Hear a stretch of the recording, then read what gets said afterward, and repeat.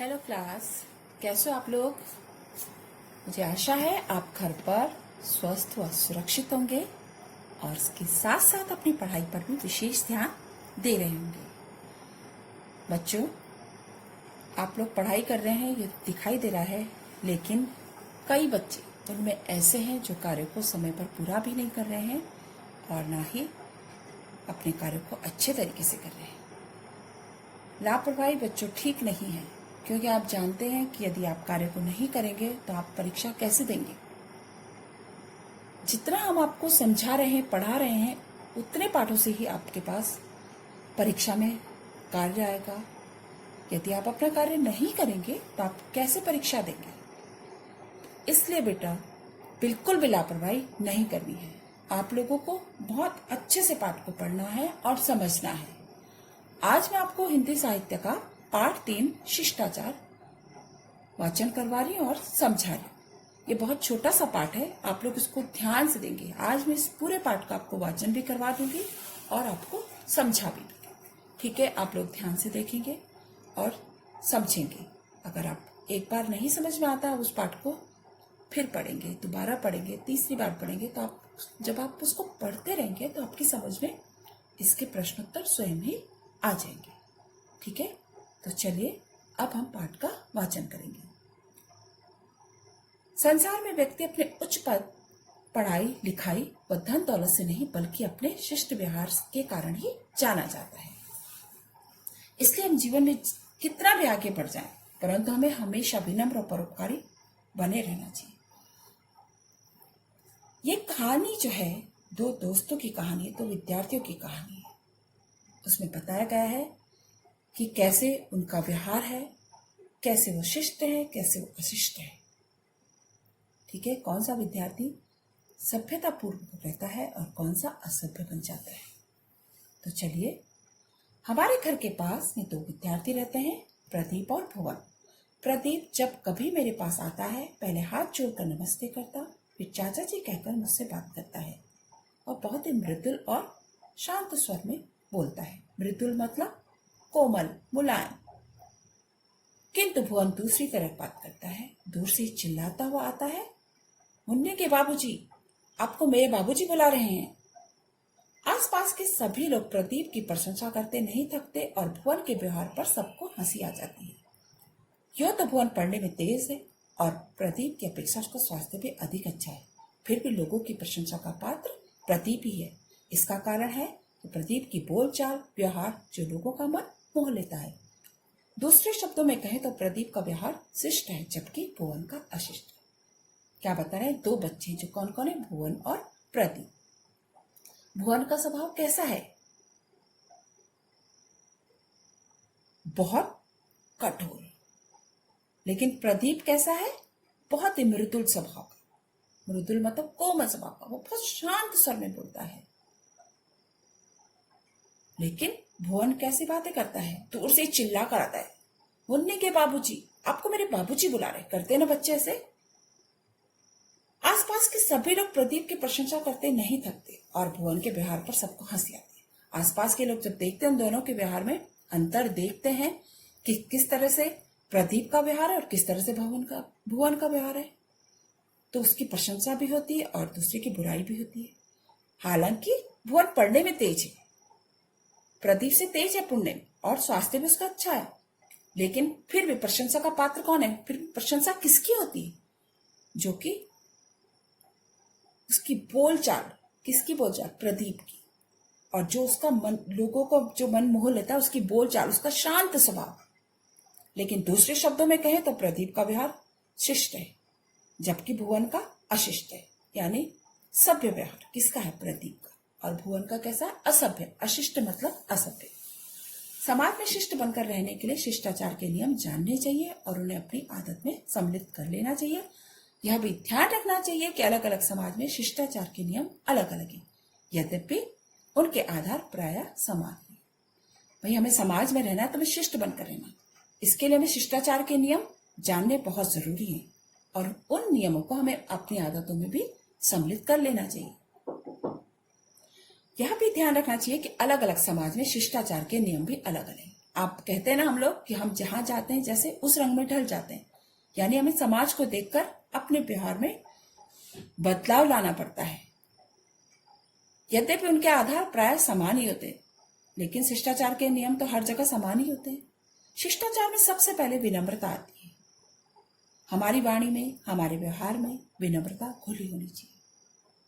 किसी बड़े के बुलाने पर हाँ अच्छा क्या ना कहकर जी हाँ या जी नहीं कहना चाहिए। होता है ना, हमारे अगर हम विनम्र नहीं रहेंगे तो हमारे व्यवहार में कटुता स्वयं ही आएगी। यदि हमें अपने से बड़ा कोई बुलाता है तो हमें कभी भी हाँ नहीं बोलना चाहिए। होता है हम लोग किसी को आवाज देते हैं तो कभी क्या होता है, हाँ नहीं। बच्चों ये बात बहुत गलत है। हमें हाँ जी या नहीं आदि कहना चाहिए।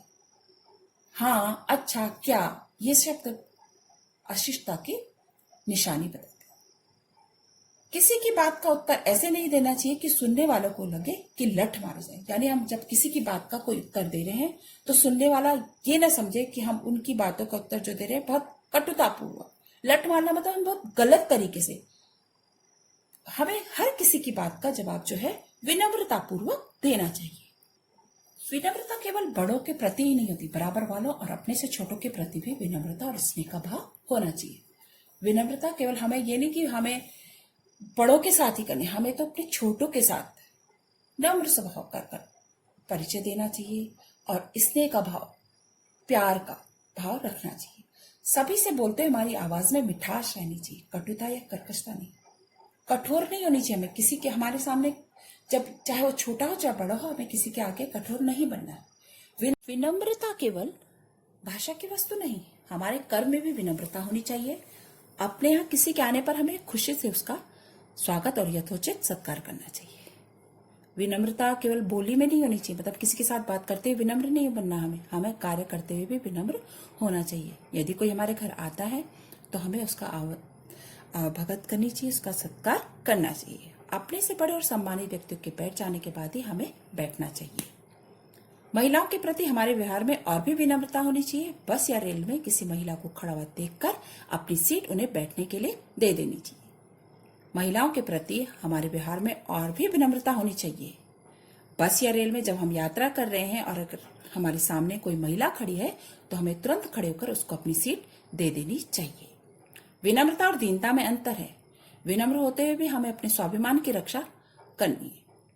विनम्र व्यवहार का अर्थ चापलूसी नहीं है। इसका मतलब नहीं कि आप विनम्र हैं तो आप किसी के प्रति विनम्र व्यवहार करके चापलूसी कर रहे हैं। यदि किसी को महसूस हो जिसके प्रति हम विनीत हैं, यदि उस व्यक्ति को जिसके प्रति हम विनम्र भाव, अपना विनम्र स्वभाव प्रकट कर रहे हैं, यदि उसे लगता है कि हम चापलूसी कर रहे हैं तो वह हमारा अपमान कर रहा है, यानी वो हमें दीनहीन समझ रहा है और हमारे प्रति वह दया की भावना प्रकट कर रहा है, तो उस व्यक्ति की कृपा प्राप्त करने की चेष्टा में कभी भी नहीं करनी चाहिए। चेष्टा मतलब कोशिश नहीं करनी चाहिए। शिष्टाचार का दूसरा विशेष गुण है दूसरों की निजी बातों में दखल न देना। शिष्टाचार का दूसरा गुण क्या है कि हमें किसी दूसरे व्यक्ति की निजी बातों में, यानी उसकी अपनी कुछ पर्सनल बातें होती हैं, उनमें हमें कभी भी दखल नहीं देना है। हर व्यक्ति का अपना एक निजी जीवन होता है, अपनी एक पर्सनल लाइफ होती है मन, ठीक है। इसलिए हमें बिना वजह किसी से उसका वेतन, उम्र या जाति पूछने की जरूरत नहीं होनी चाहिए। किसी के घर या ऑफिस जाने पर उसकी वस्तुओं को बिना पूछे उलटने पलटने लगना भी अशिष्टता है। हम किसी के घर जाते हैं, ऑफिस में जाते हैं, तो उसे बिना पूछे, उसकी बिना इजाजत के हमें उसकी वस्तु को छूना नहीं चाहिए। यदि कोई कुछ लिख रहा है तो ताक झांक करके उसे पढ़ने की चेष्टा करना भी अनुचित कहा जाएगा। कोई कुछ लिख रहा है तो हमें ताक झांक करके उसको देखना नहीं वो क्या लिख रहा है, ऐसा करना भी अनुचित माना जाता है और असभ्य माना जाता है।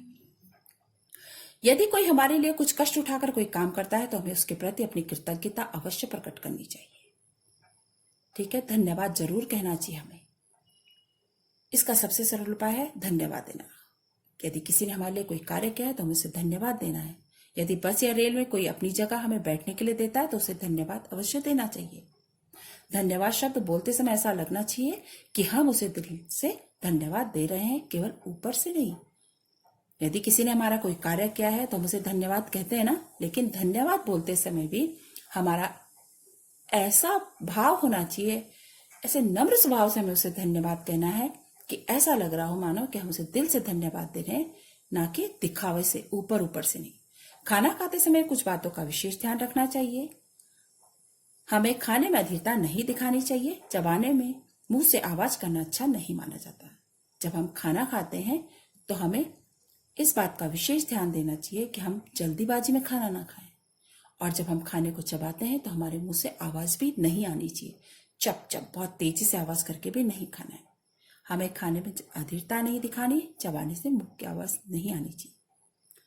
अपने से बड़ों के भोजन समाप्त कर लेने पर खाते रहना भी उचित नहीं है। जैसे हम खाना, सब लोग खाना खा रहे हैं, हमारे साथ बड़े भी हैं, छोटे भी हैं, और यदि हमसे बड़ा व्यक्ति खाना खा चुका होता है तो उसके बाद खाना खाते रहना भी उचित नहीं है। यदि हमारे घर कोई मेहमान भोजन कर रहा हो तो उनकी रुचि का भोजन बनवाना उचित है, पर जब वे खाना खा रहे हो तब उनके मना करने पर रोटी आदि उनकी थाली में जबरदस्ती नहीं डालना चाहिए। यदि हमारे घर कोई मेहमान आया है, हमने जब खाना बनाते हैं तो हमें जरूर उनकी रुचि का ध्यान रखना चाहिए कि उनको क्या पसंद है और क्या नापसंद है। लेकिन इस बात का भी विशेष ध्यान देना चाहिए कि यदि व्यक्ति ने अपनी थाली पर रोटी मांगने से मना किया है, रोटी देने से मना किया है, तो हमें रोटी आदि कोई भी चीज हो, रोटी सब्जी चावल कुछ भी हो, तो हमें जबरदस्ती उनकी थाली में नहीं डालना चाहिए। ये भी अनुचित है। शिष्टाचार का तीसरा आधार अनुशासन का पालन है। अनुशासन समाज के नैतिक नियमों का भी हो सकता है और कानून की धाराओं का भी। शिष्टाचार का तीसरा आधार है अनुशासन। जीवन में अनुशासन का होना बहुत जरूरी है। अनुशासन घर विद्यालय में नहीं, ये तो समाज के नैतिक नियमों का भी है, कानून की धाराओं का भी है। जैसे मंदिर, गुरुद्वारा और मस्जिद में जाने से पहले जूते उतार देना धार्मिक अनुशासन का पालन। यदि हम मंदिर में जाते हैं, मस्जिद में जाते हैं, तो हम बाहर जूते उतार के जाते हैं ना, अपने जूते हम बाहर उतारते हैं, तत्पश्चात मंदिर में जाते हैं। तो ये क्या है? हमारा धार्मिक अनुशासन का पालन है। सड़क पर बाईं ओर चलना, जहां जाना मना हो वहां न जाना, कानून के अनुशासन का पालन है। सड़क पर लिखा होता है ना कि बाईं ओर चलिए, और जहां हमें लिखा होता है कि यहाँ पर जैसे गाड़ी पार्क नहीं करना या इधर नहीं जाना है, तो ये क्या है? कानून के अनुशासन का पालन है। समय का पालन करना सामाजिक नियमों का पालन करना है। समय अनुसार सब काम करना चाहिए, तो ये क्या है? ये सामाजिक नियमों का पालन है। ठीक समय पर कहीं पहुंचना अनुशासन भी सिखाता है और लाभ भी मिलता है। ठीक समय पर हमें कहीं जाना है, पहुंचना है, तो ये सबसे बड़ा अनुशासन कहलाता है। ये हमारे अनुशासन का पालन है, यानी हम समय का सदुपयोग कर रहे हैं और जो अनुशासन है हम उसका भी पालन कर रहे हैं। ठीक है बच्चों, अब मैं आपको पूरा पाठ समझा चुकी हूँ, वाचन कर चुकी हूँ, लेकिन मैं आपको आज कुछ प्रश्न ही दूंगी। उससे पहले आप कठिन शब्द भी करेंगे और प्रश्न उत्तर भी करेंगे। जो आपको पहले पाठ को पूरे ध्यान से पढ़ना है, क्योंकि मैं आपको बुक के अंदर से ही प्रश्न उत्तर बना के दूंगी और आपको अच्छे से पढ़ के उन प्रश्नों का उत्तर लिखना है। ठीक है बच्चों, आप अपना काम समय पर भेजते रहें और अच्छे से पढ़ाई करते रहें। थैंक यू बच्चों।